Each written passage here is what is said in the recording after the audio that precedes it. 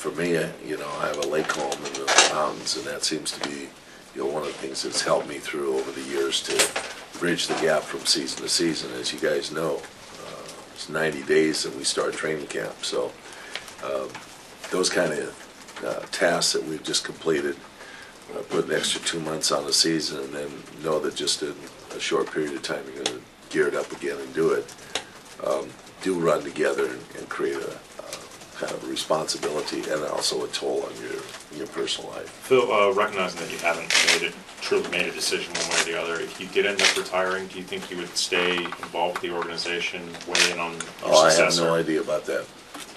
Really don't. Definitely will give recommendations and in that direction, but that's up to the organization. Did you get any news this week that having won the championship, kind of going out on a good note, so to speak, if you were to retire? Had you not won, you think that would have made you come back even more to say, no, I want to get one more? Yeah, I don't know.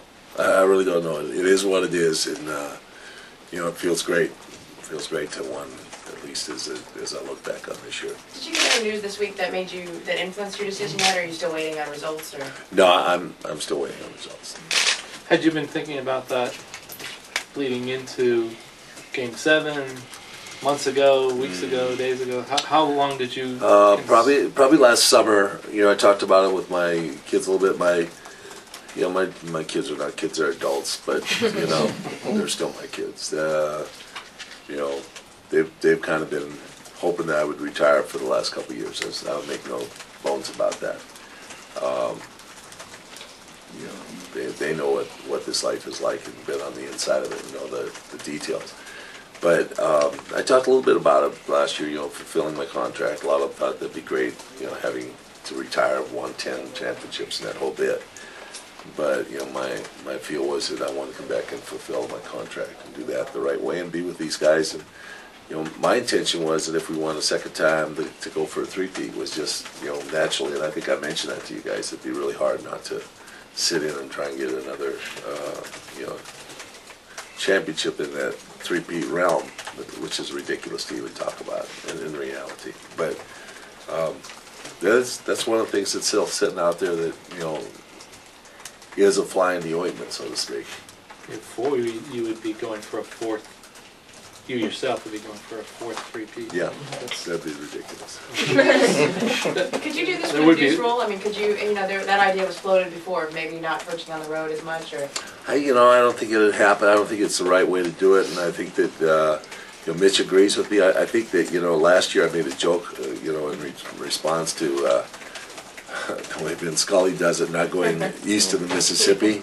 And I think Mitch and John Black both had a heart attack, and we're like. Trying to recover the press for the next day, John doesn't go past the Mississippi. We're watching him.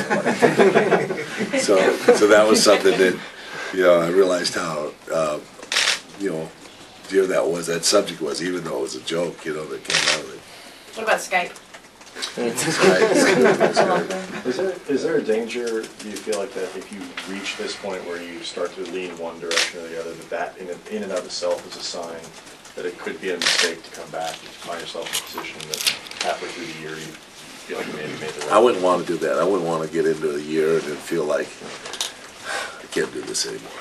I really, there have been times when, I've gone to the closet and started putting those 3-4 suits in a bag on a, 6 to 8 game road trip and thought, man, this is the last time I'm ever going to do this again, thinking about those trips and the late nights and getting in and unpacking your bags at 3 in the morning and getting up and doing your work again. But, that's just the moment. Those are normal human feelings that you adjust to. But, no, I think that, I want to be balanced. That's what I really believe in, is trying to take a balanced approach to what you do. And, I'll throw the I-Ching tonight and then I'll go from there. So is this feeling that you're having now, though, just sort of a stronger indication maybe that you're even having it makes it kind of pushes you in one direction? Yeah, I really feel like I'm on the process that I have to go on, and if something turns me around, great, I'll come back and do it with a glad hand and be happy about doing it.